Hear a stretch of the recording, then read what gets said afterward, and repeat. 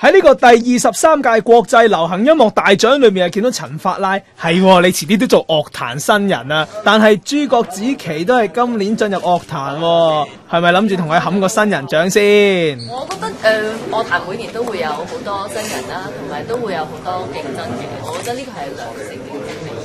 咁多啲唔同種類嘅音樂，咁大家都香港嘅觀眾都有福氣啦，可以聽音樂。講翻之前朱國子琪暗示你出席婚禮嗰陣時冇送賀禮俾佢喎，係咪堅㗎？講翻件事已經過咗好耐咯喎。會應手佢最近因為我之前已經講過啦，即係當日喺婚禮已經講過啦，咁所以我都唔會再喺呢個 topic 上面再講翻太多，即係費事太多。你係有送禮物喺嘅，費事太多其他，係啦。